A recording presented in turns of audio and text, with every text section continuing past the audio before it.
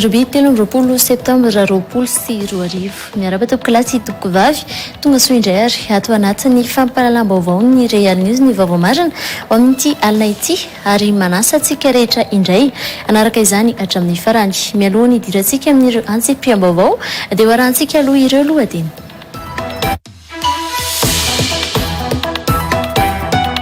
Samy naverina any an-tanimora ireo Limersia sy Berija rehefa niakatra fitsarana androany.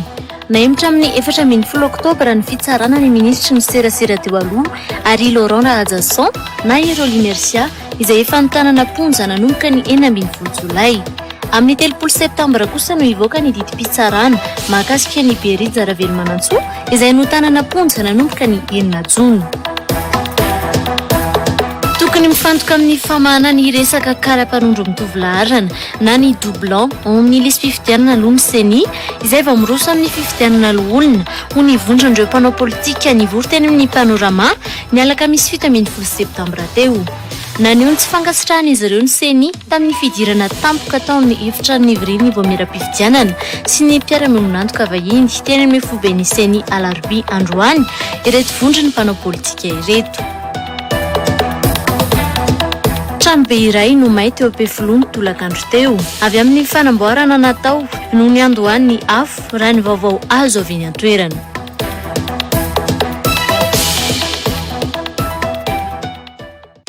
Tony mazatra ary dia hoetiny invalisoa amintsika kosa ny tsara ho fantatra mahakasika ny vinavina ny mety ho toetry ny andro ho an'ny rampitso alakamisy.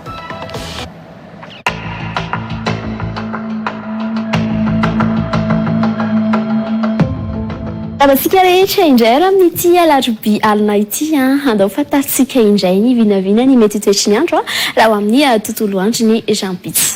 Saika mbola hitoetra trano ny zavona Vaomaraina raha ho an'ny eto Antananarivo izany eo ny faritany Analamanga izany dia ho tsara ny andro raha ho amin'ny rampitso. Ankoatran'izay dia mbola saika ahitana orana tandrifondrahona trano aloha izany raha ho an'ny nosy be raha ho amin'ny tontolo andro ny rampitso. Andao roa jerentsika antsara vetrano mahakasika an'izay toetry ny andro izay hoe sahala amin'ny ahoana kosarany raha toka jerena antsara izay toetry ny andro izay. Ibalika tanteraka ny masoandro aloha izany raha ho an'ny eto Antananarivo sy Fianarantsoa raha ho amin'ny rampitso maraina afaka manao akanjo maivamaivana indray izany isika raha toka mikasa ny ivoaka ny trano. Dia toy izay sy toy izay ary aloha raha toka ny eto Antananarivo sy Fianarantsoa fa tony mazara dia ho fantaritsika indray hoe sahala amin'ny ahoana raha toka ho an'ny nosy be manokana indray.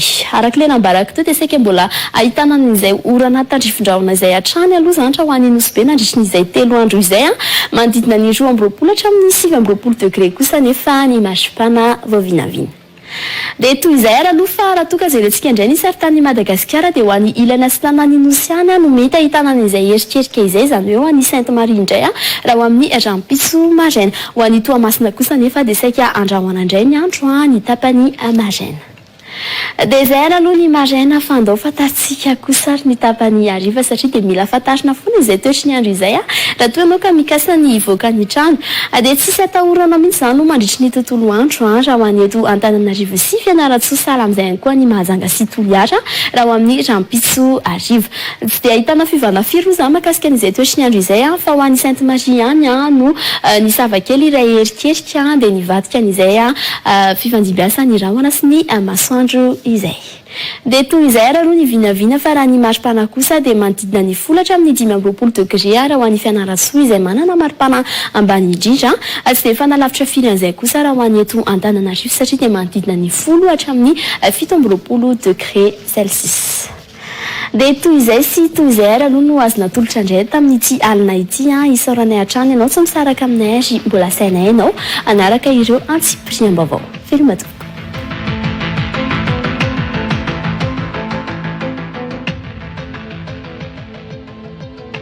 Izay ny mahakasika ny mety ho toetry ny andro ho an'ny rampitso fa andao aloha iverenantsika aorana ireo lohateny vaovao. Samy naverina any an-tanimora ireo Limersia sy Berija rehefa niakatra fitsarana androany. Naemitra amin'ny 14 oktobra ny fitsarana ny ministry ny serasera teo aloha ary Laurent Adjasson na ireo Limersia izay efa nitanana ponja nanomboka ny 19 Jolay. Amin'ny 30 septambra kosa no ivoaka ny didim-pitsarana mahakasika ny Berija Ravelmanantsoa izay notanana ponja nanomboka ny 9 Jona. Teny mifantoka amin'ny famana ny resaka karapanondro mitovy laharana na ny doublon amin'ny lisy fifidianana aloha ny CHAINE izay vao miroso amin'ny fifidianana olona ho nivondron'ireo mpanao politika nivory teny amin'ny panorama ny alakamisy 17 septambra teo. Nanio ny tsy fankasitrahan'izy ireo ny CHAINE tamin'ny fidirana tampoka tao amin'ny efitran'ny Ivry vao miara-pifidianana sy ny mpiara-mionantoka vahiny teny amin'ny foben'ny CHAINE alarobia androany ireto vondrony mpanao politika ireto. Tranobe iray no may teo Ampefiloha tolakandro teo avy amin'ny fanamboarana natao no ny andohan'ny afo raha ny vaovao azo avy ny antoerana.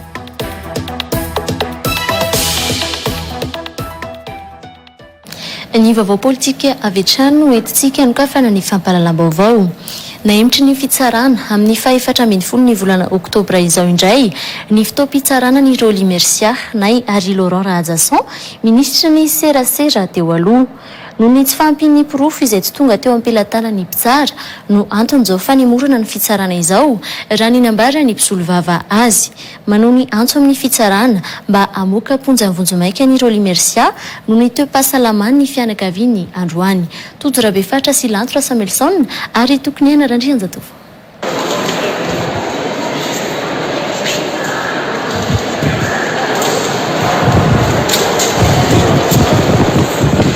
Naverina teny Antanimora avy hatrany androany i Ary Laurent Rahajason na i Roly Mercia raha vao tsy tanteraka ny fitsarana azy. Tsy voasoratra ny fampanoavana tao amin'ny antota taratasin'ny Roly Mercia ny loham-piampangana azy raha ny nambara ny mpisolo vava azy. Noho io antony io noho izany no natonga indray ny fanemorana ny fitsarana azy izay tokony ho tanterahana androany hoy ny maître Eric Rafidson. Raha makasika an'Andriamatoa Roly Mercia dia niakatra ho tsaraina androany 13 Septambra taona 2024. Sainga no ny antony izay enina reto ihany koa dia nahemotra amin'ny 14 volana oktobra satria milaza ny fitsarana fa tsy tomombana ilay taratasy mpitsarana. Ny tena marimarina kokoa zany dia hoe tsy voasoratra tao ambadiky ny dossier ny loham-piampanganana Andriamatoa Roly Mercia. Tsy hoe tsy fantatra fa tsy voasoratra tao satria efa notifiena taminy rehefa natao fanadihadiana izy fa misy fanadonona zany tsy avy aminay fa avy amin'ny fampanoavana moa zany zay nampatonga le raharaha tsy afaka nitsaraina. Ny mampalahelo fotsiny dia hoe noho ny antony tsy miankina amin'le olona tsaraina satria le olona efa tonga teo daholo. Noho ny antony tsy miankina amin'le olona ho tsaraina fa miankina amin'ny ataontsika hoe fitsarana dia tsy afaka nitsaraina le raharaha nefa le olona any amponja. Zay ny voalohany. Faharoa mbola fanontaniana napetrako teo moa hoe fa miasa indray amin'ny 14 oktobra satria raha ny fantatsika dia hoe amin'ny 14 oktobra ny lasa 26 juin dia tokony tsy miasa zany 14 oktobra fa nivaly teny fitsarana moa dia hoe tsy mbola nilazaina ofisialy fa tsy miasa ny 14 oktobra dia nifikisena amin'ny 14 oktobra le daty mpitsarana. Raha ohatra zany ka tsy miasa tokoa amin'ny 14 oktobra ka mbola any amponja ireo olona ireo dia mino marimarina hafa dia ho tratra amin'ny volana novambra indray zany le fotoana fitsarana. Efa maro ihany koa raha ny fanazavan'ny mpisolo vava ny fangatahana fahafana vonjomaika natao saingy ny olavina hatrany izany noho ny antony tsy fantatra hoy izy. Tamin'ny fahafitony volana septambra raha tsy diso nametraka fangatahana fahafana vonjomaika ako dia nametraka ihany koa fangatahana tamin'ny fitsarana mba ho alefa ho tsabonany amin'ny hopitaly Andriamatoa Roly Mercia. Fa ny mahagaga dia na le fangatahana voalohany na le fangatahana faharoa tsy tao anatin'ny dossier. Tsy fantatro hoe nakaiza be loatra zany le irrégularité hita ao anatiny io antota taratasy mahakasika an'Andriamatoa Roly Mercia io. Irrégularité izay tsy miankina amin'ny olona tsaraina averika fa miankina amin'ny ankila. Hatreto mampanay ho an'ny fianakavian'ny Roly Mercia ny toe-pahasalaman'ny avan'izy ireo.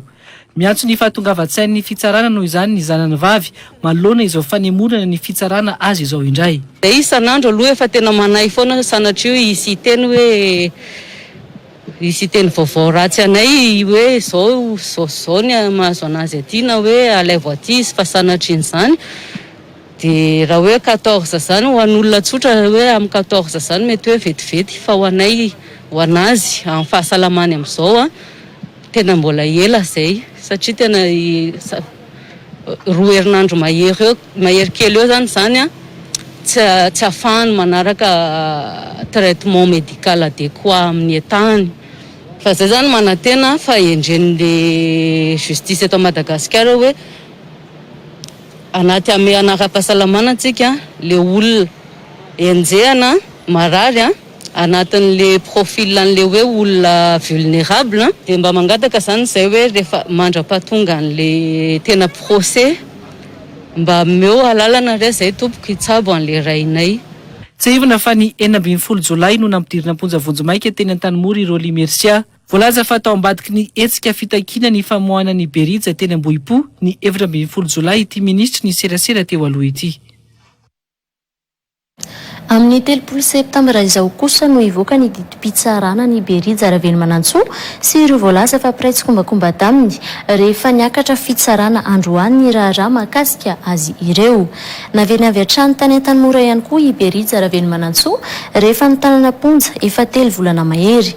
Fa ny 3 no androany no nangataka ny amoahana ponja vonjomaika ny Berija ny mpisolo vava azy saingy no lavy ny fitsarana hatrany. Tojo Rabefatra sy tokony anarandrianjatovo. Ny herinandro avy izao no amoahany ny fitsarana ny didim-panjakana ny Berija Ravelmanantsoa sy ireo telahy izay voalaza fa mpiray fikamanana aminy ary ny anabavin'ny Berija sy ny zandriny iray izay isany voaroroy io mpiraitsy kombakomba aminy na dia tsy nampidirina amponja aza. Miisa 5 raha ny nambaran'ny mpisolo vavazy ny nitoriana ny Berija ka isan'izany ny fanohitoinana ny fiandrianam-pirenena ary ny fanalambaraka ny fitondrana. Tokony tsara aradrary ny tiraraha ity ihany koa ny fitsarana ho ny mpisolo vava androany. Manana fotoana isaina na fitsarana sy andinihana ny dossier ary tsara lavo zay mba ahafahany mandinika tsara mino zahay ary matokony faindray fitsarana fa itsara marina izy tsy andraidraiky amin'izao raha zao fa itsara araky ny lalàna zay efa nametrahana anazy. Avy hatrany dia naverina any amin'ny fonjana Tanimora ihany koa i Berija Ravelmanantsoa taoriny ny fitsarana azy sy ireo telahy voaroroy ho piraitsy kombakomba aminy androany. Fa ny 3 izao no nolavin'ny fitsarana ny fangatahana fahafahana vonjomaika ny Berija Ravelmanantsoa. Nambaran'ny reniny anefa fa efa marary ihany koa i Berija. Rehefa nangataka LP fa refusé fa ny 3 n'androany nataon'ny avocat iny dia mbola refusé ihany. Zay moa izy iny ohatrany lasa mareniny izy. Raha olona hoe nahita azy tao amin'ny fitsarana zany tena mahita hoe tena mitongila manao an'izao izy mihaino zava-tenen'ny monsieur le président tao. Raha ny tokony izy mako tokony efa hivoaka izy satria nafiteny zay teny volana hoe tsy voatsara fa ny prolongé na mois koa le MD dia zay zao mba anetraka kely ireo mpitondra hoe nahoana reny zanako no tsy mba afaka misitraka zay droit misy eto amin'ity tany sy ny fanjakana. Tsy ivona fa ny 9 Jona no nahiditra ponja vonjomaika teny Antanimora i Berija Ravelmanantsoa no ny voalaza fa fanaratsiana ny fitondram-panjakana tamin'ny faneho-kevitra nataony tamin'ny tambazotra tserasera. Tsy mahefa amin'ny fikarakarana ny fifidianana ho avy izao ny seni misy amin'izao fotoana raha nambara ny vondry ny mpanao politika ny fory natao ny panorama ny herinandro lasa teo. Tokony famahana ny resaka kara-panondro mitovy laharana na ny doublon aloha no ifatohan'ny seni vao miroso ny fikarakarana ny fifidianana loholona ity vao miera-pifidianana ity ho ireto vondry ny mpanao politika ireto. Nanolotra taratasy ny seni sy ny mpiara-miombonantoka vahiny nanatrika ny fivoriana teny mifobe ny seni teny Alarobia androany ireto vondry ny mpanao politika ireto na dia efa namoaka fanambarana azy omaly fa tsy hanatrika io fampiatsony ny seni io. Tojo Rabefatra eo amin'ny sariny Lantora Samuelson. Niditra tampoka tao amin'ny efitrano fivoriana teny amin'ny foiben'ny Sioni teny Alarobia androany ireo vondry ny mpanao politika sy ny vondry ny parlementaire minitra vitsy mialonina ny ny fivoriana niarana tamin'ireo mpiara-miombonantoka vahiny sy malagasy na dia efa namoaka fanambarana azy izy ireo omaly fa tsy hanatrika ity fivoriana eo ambany fitarihan'ny Sioni ity. Nirosona metraka ny taratasy manoloana ireo mpikambana ao amin'ny Sioni ireto mpanao politika ireto. Taorin'io nanatona ireo mpiara-miombonantoka amin'ny fifidianana tonga ny vory teny Alarobia ihany koa ireo vondrona mpanao politika ireo nametraka izay taratasy izay.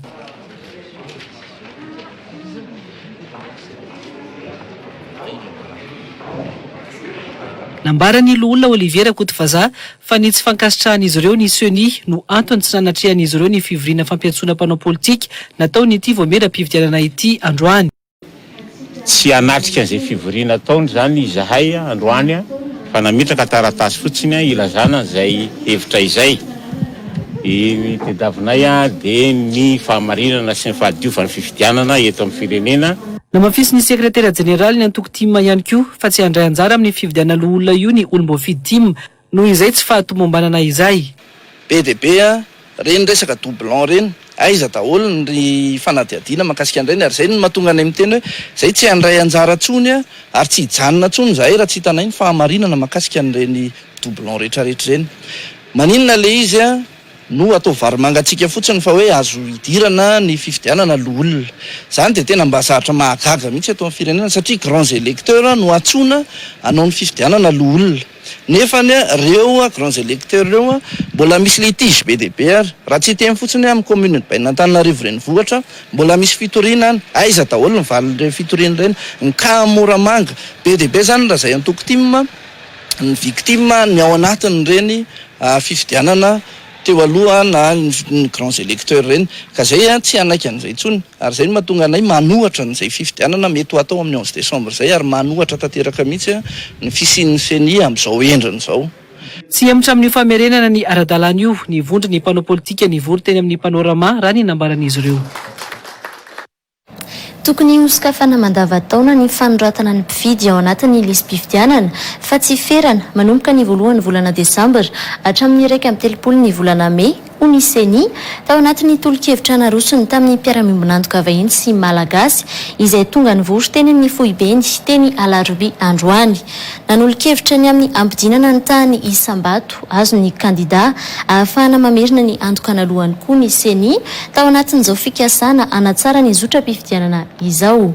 Ny fisian'ny disadisa mikasika ny fifidianana miseho amin'izao fotoan'izao moa no voalaza fa antony nahatonga ny CHAINE niroso tamin'ny fivoriana misokatra amin'ny ankilavokely voakasika ny fifidianana mba hifampizarana ny fanavaozana eritreretiny ity voamera-pifidianana ity aroso amin'ny fahefana mpanatanteraka. Tojora befaritra eo amin'ny sariny lantora Samuelson. Efa tsy mifanaraka amin'ny vanim-potoana misy ny fomba fikarakarana ny lisam-pifidianana eto Madagasikara hoy ny filohan'ny CHAINE Kotomanana.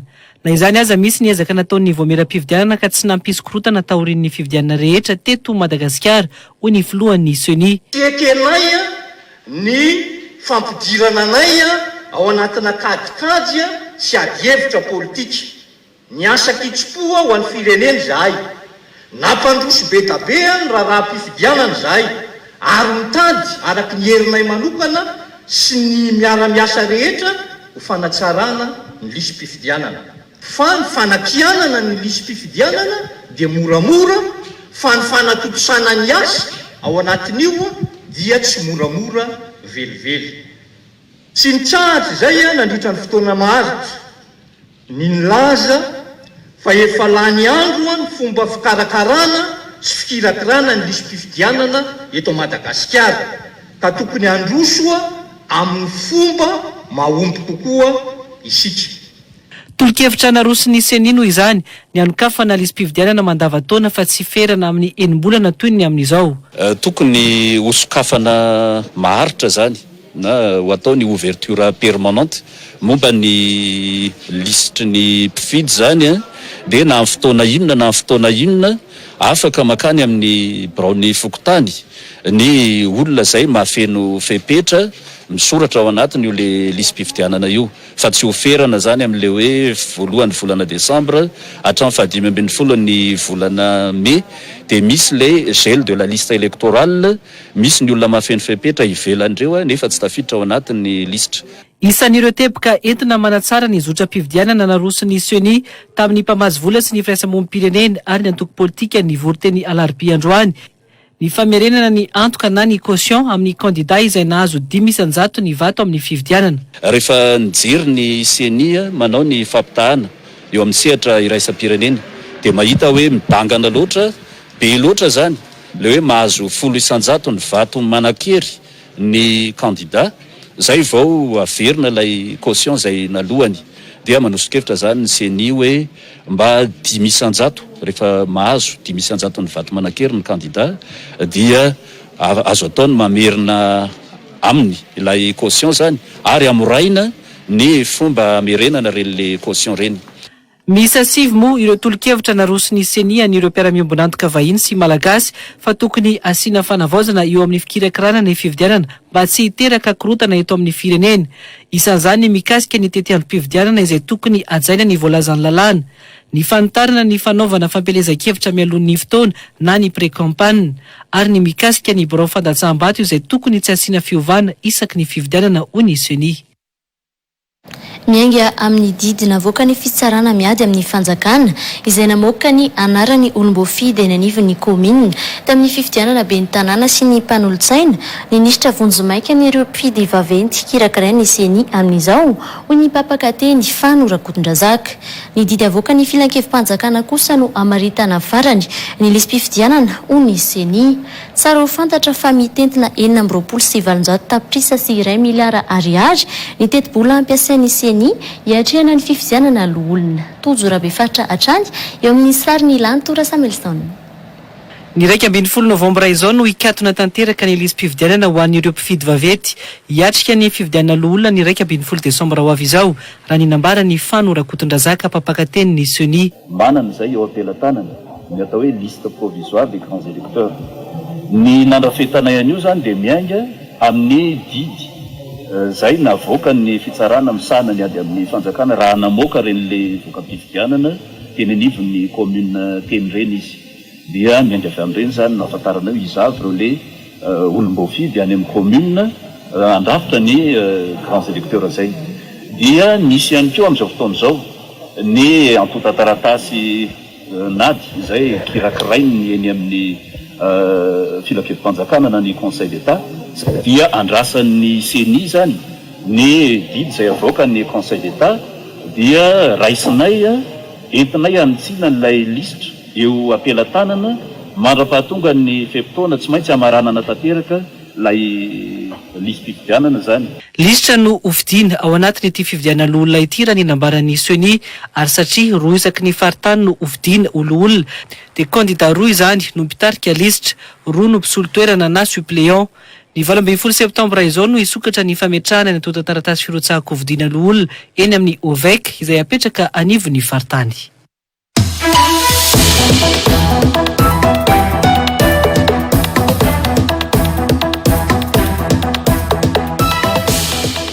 Fandarana manokana eto amin'ny Real TV Madagasikara ny 17 ny volana Septambra taona 2020 amin'ny 9 ora latsaka fa efany alina. Fandarana manokana izay Ivan Andriamatoa Tinoka Roberto ministra ny tanora sy ny fanatanjahantena no sady ministra pian'ny faritany Toliara. Iresaresana mahakasika ny raharam-pirenena sy ny fampandrosoana amin'ny ankapobeny. Fandarana manokana voalohany izay totosaina any amin'ny faritany ka ny ministra pian'ny faritany Toliara no sady ministra ny tanora sy ny fanatanjahantena no isantatra izany voalohany. Azadonoana ary fandarana manokana ny 17 ny volana Septambra taona 2020 amin'ny 9 ora latsaka fa efany alina arahinao eto amin'ny Real TV Madagasikara sy ny Real 94 FM ary mivantana ihany koa amin'ny page Facebook ny Real TV Madagasikara. Anasananao ary aminaraka izany.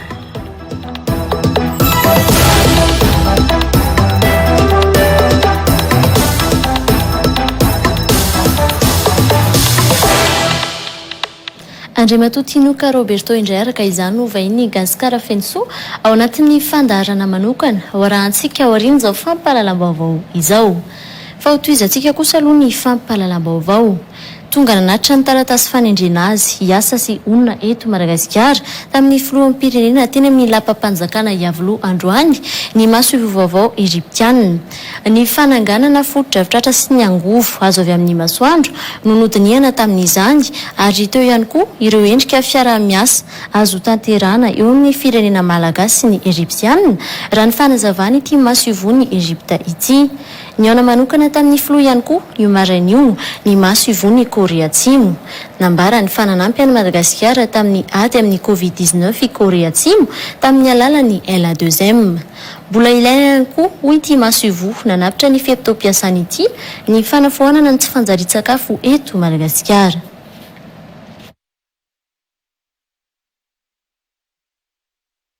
Eo amin'ny vaovaony trangam-piarahamonina kosa indray tranobe izay any teratany karana no may teo am-pefoloana tolakandro teo tokony ho tamin'ny 3 ora hatramin'ny 9 ariva nefa tsy mbola voafeny afo ary nanampy ireo sampany mpamonjy voninahitra hatramin'ny corps de protection civile namono ny afo teny antoerana.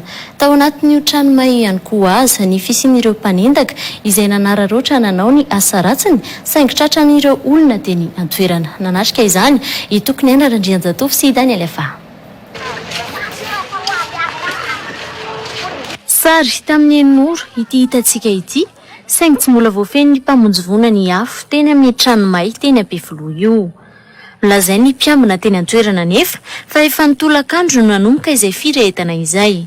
Voalohany teo ny fahitana anazy zay tao anatin'ny tao anaty tamboho dia avaria tsy nanana ny atombohan'le afo. Zay eo mpanasana lamba nahita ny afo ny donaka avaria tsy nanana avy any an-kontera dia nentin'ny rivotra ny ekandrefana dia nitoy hatraty ziska maintenant hitantsika io. Zay zany zao mbola tsy fantatra mihitsy, mbola tsy azona ireo veroka mihitsy hoe inona zany mety ny andohany fa nisy nanamboatra zavatra tao anatiny tao tamin'ny herinandro lasa teo dia nanamboatra électricien tao zareo dia tsy fantatra hoe mety avy amin'izay ve mety hoe court-circuit ve sa hoe avy any ivelany niditra tao satria ny kontera ao alohan'ny patron andeha hody dia tsy maintsy tapahana le kontera amin'ny efatra latsaka fefany teo amin'ny efatra latsaka eo ka tanova le afo teo niakatra be le lafo dia tsy maintsy mailomailo sao dia mitatra le afo dia mangorongorona ny letany. Ohatra nefa tsisy olona tsony aloha tao anidy io fa fijerevana azy fa mety resaka court-circuit ngambana ohatra zany. Efa voafeny ny afo kosa ny mpamonjy vona. Ampy izy ireo ny rano nampiasaina tao anatin'ny firehetana io. Voasakana ny fitaran'ny afo, voafehy ihany koa ny afo eo mpamonona azy tsika teo. Ary mipetra momba ny firehetana, iny raisiny ampelatanana ny fanaovana ny fandraisana andraikitra momba an'izay ary efa mpanaovana an'izany mpamonjy fena teo. Tao anatin'io fotoana izay namonjena ny firehetan'ny trano teny am-pefoloha io no nanararoatra ireo mpanao asa ratsy. Mpanendaka iray mantsy no tratra teo am-panaovana ny asa ratsiny. Olona teny amin'ny manodidina izay namonjy ny afo no nendahan io mpanendaka io.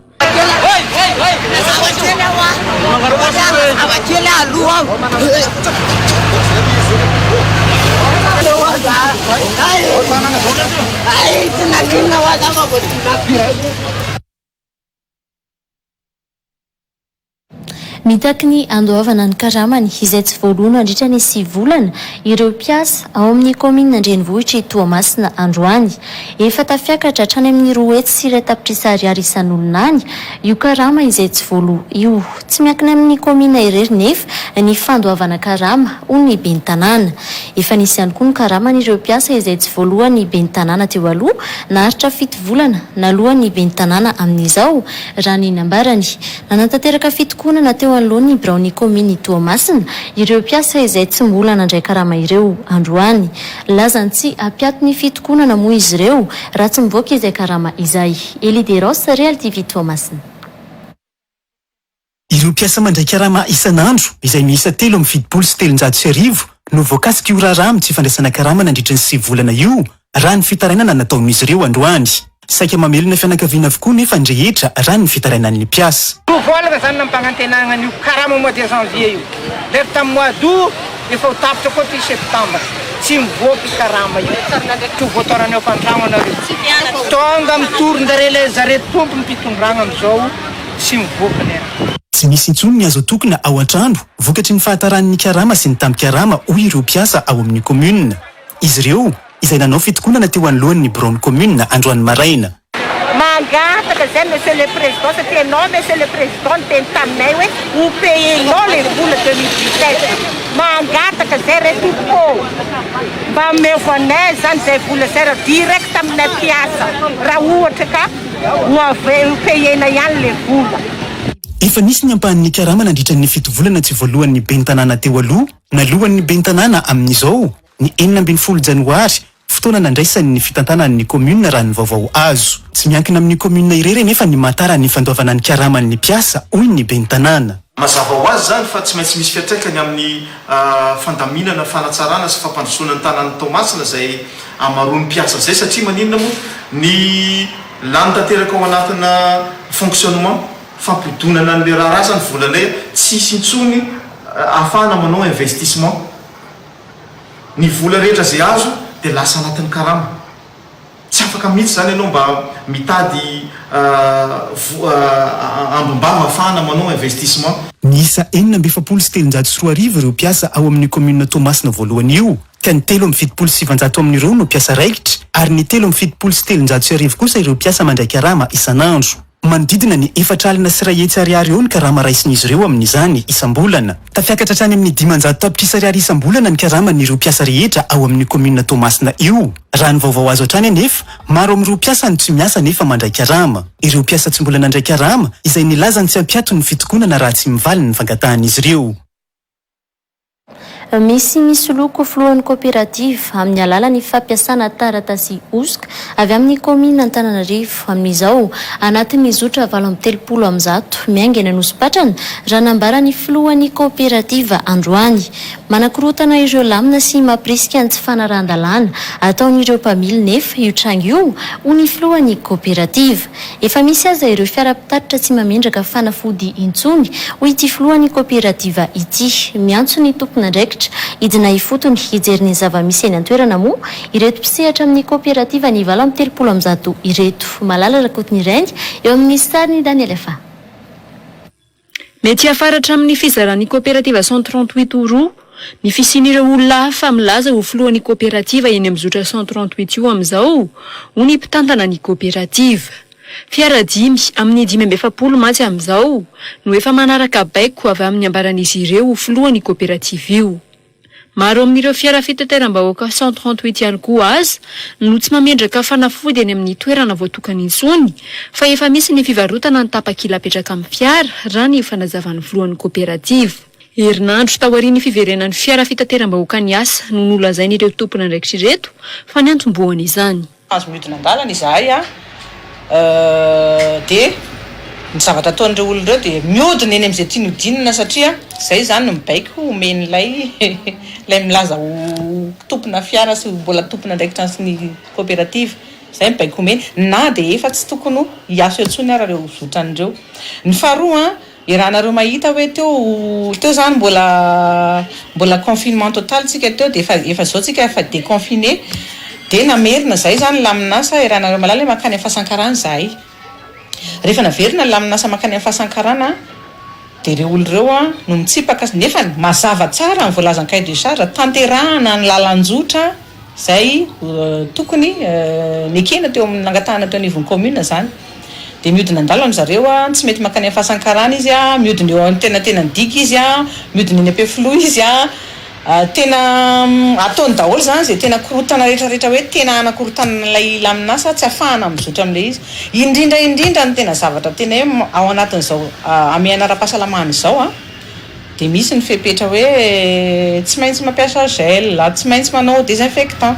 Dia ny zavatra mampalahelo ny zavatra misy dia ireo olona vitsivitsy ireo ary misy arany voasarika izay koa ilay tena vonikana ara-dalàna dia tsy mandeha mividy an'ilay désinfectant manao an'ilay désinfectant eny amin'ny les sites fa zavatra mampalahelo dia mividy an'ilay gomety.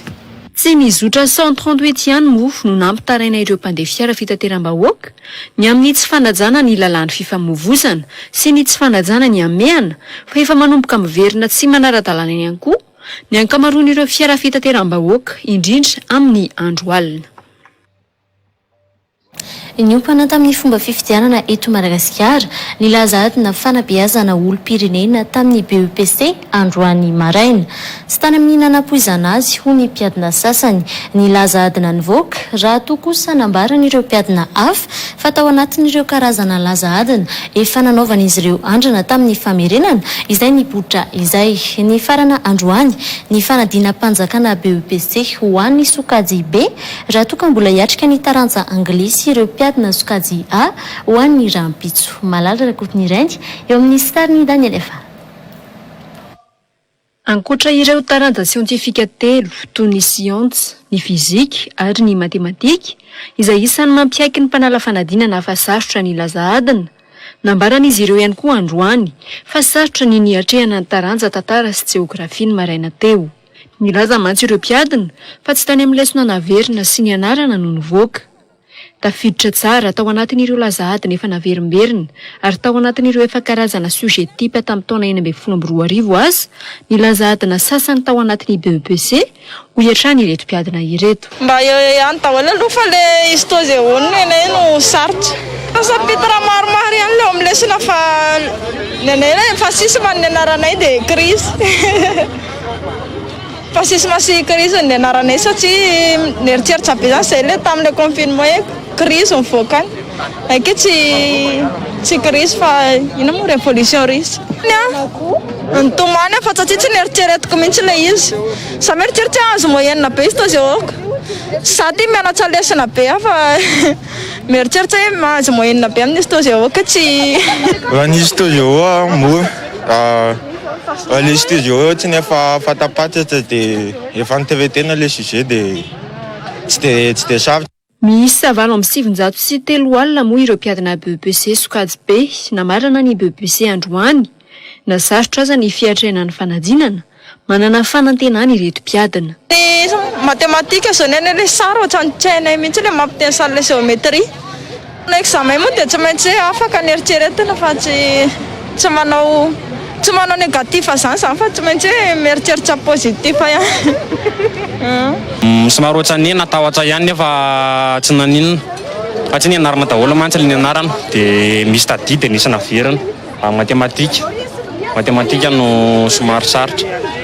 Raha pitsy vao mifarana ny BEPC ho an'ny sokajy A, ny taranja anglisy no namaranan'izy ireo izany.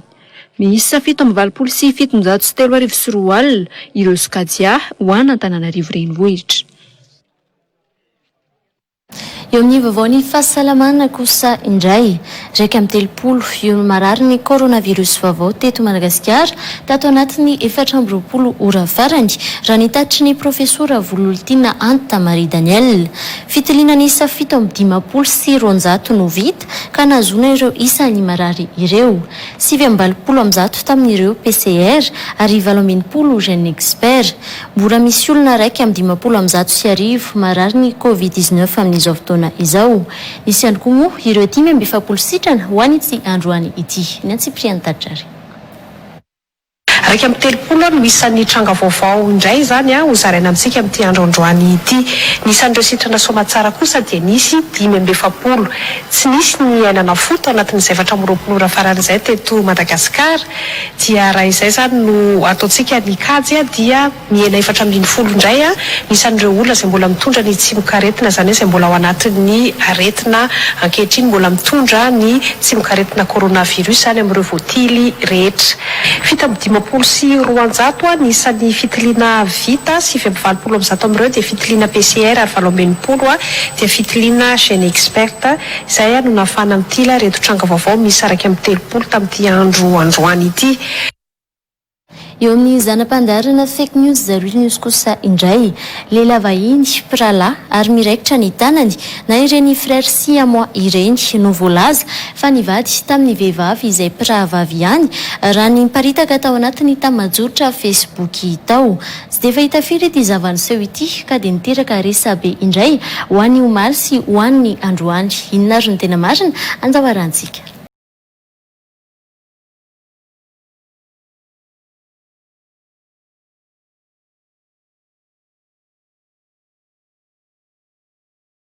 Naitra ny mpanaraka ny pejy vahiny iray. Lehilahy roa izay mitambatra ny tapany ambony na ireny antsoina hoe frère siamoa ireny miaraka amin'ny vehivavy roa eo akaiky avy tantanany. Nolazaina tamin'ny fehezantenina mpiarahana tamin'izany fa nanambady vehivavy mpirahavavy ireto lehilahy roa mikambana ny vatany izay mpiralahy ihany koa. Nahagaga ireo mpikirakira Facebook ny fahitana izany. Nisy ireo nahavita ny loka fa tantara sy mampino izy io fa misaotra. Tao ihany koa ireo laza fa tena fahagagana ity zava-nisy ity, saingy tantara tsara ihany koa. Efa ampolony izy ireo naneho ny heviny tao anatin'ny commentaire ary 770 ireo gaga sy ny tiany publication. Nisy ihany koa ireo nizara ny isa raika amin'ny 10%. Rehefa natao ny fanadezina dia fantatra ary fa tamin'ny taona 1770 izy ireo no nanambady ireo mpiravavy izay teratany Amerikanina ireo. Ireo lehilahy ireo izay isan'ny olo malasa ny Thaïlande any. Nisy ny fandaminana napetraka izy ireo no ireto mpirahalahy izay mikambana vatana. Napetraka ary fa 3 andro izy mirahalahy miaraka izay miaraka mipetraka amin'ny vadiny iray ary 3 andro kosa amin'ny vadiny ankilany. Roy news araka izany ity vaovao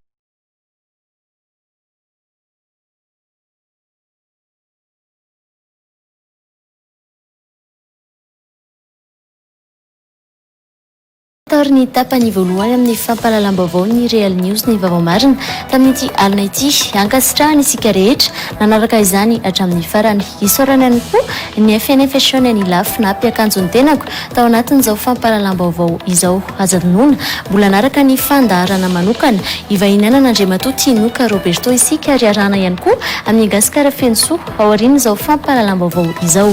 Mametraka ny mandrapitafary eto mikilasy topovavy.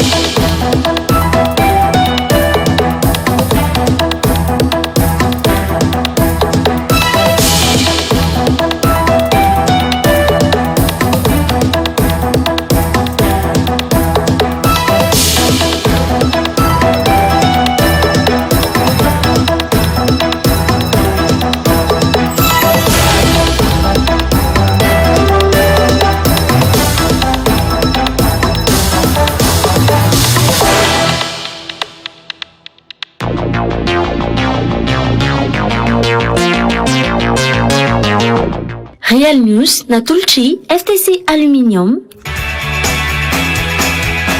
FTC le monde en aluminium. Niatraka tamin'ny Orange. Maraka foana na ao an-trano azy. Stay in. Orange nanolotra anao teo? Si, Cahier Premier Plus. Tianatra tsy hay isaina no maha